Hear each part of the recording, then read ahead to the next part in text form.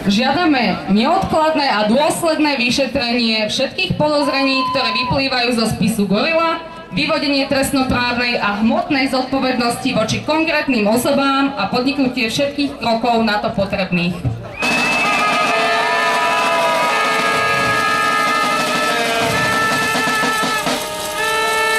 Odstúpenie všetkých politikov, ktorí sú v spise skompromitovaní zo všetkých ústavných funkcií.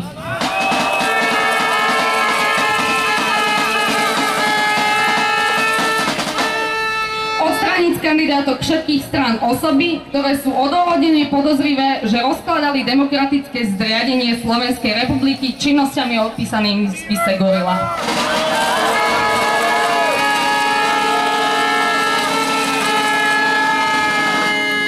Zmeniť systém financovania politických strán a volebný zákon tak, aby minimalizovali možnosť korupčného správania a klientelizmu v budúcnosti.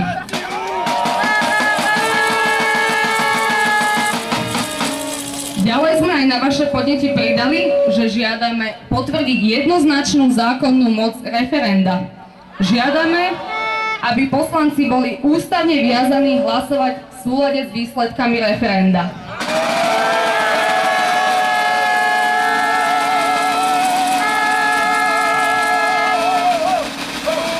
Žiadame okamžité vymenovanie generálneho prokurátora do svojej funkcie.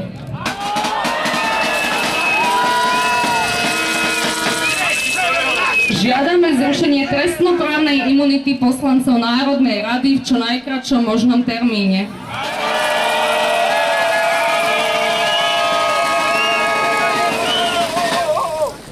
Žiadame odstúpenie morálne zdiskreditovaného Štefana Harabina z funkcie predsedu Najvyššieho súdu Slovenskej republiky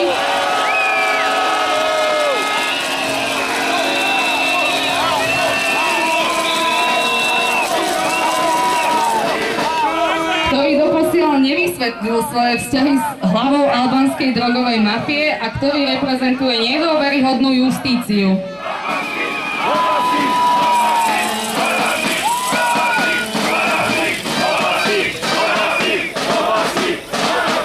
Vyzývame všetky politické strany a hnutia kandidujúce v týchto voľbách, aby zaujali stanovisko k týmto požiadavkám a predstavili konkrétne riešenia. Keď chceli od nás priestor, tak tieto vyjadrenia budú publikované na našej webovej stránke, a to do 17.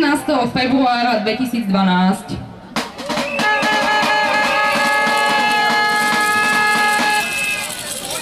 Toto je náš hnev, nás občanov a náš protest. Žiadna politická strana nemá právo prisvojiť si ho, ale ak majú čo len trochu slušnosti, budú s nami diskutovať o príčinách nášho hnevu. Nerešpektovanie týchto požiadaviek nám umožňuje využiť ústavou garantované právo na občiansku neposlušnosť.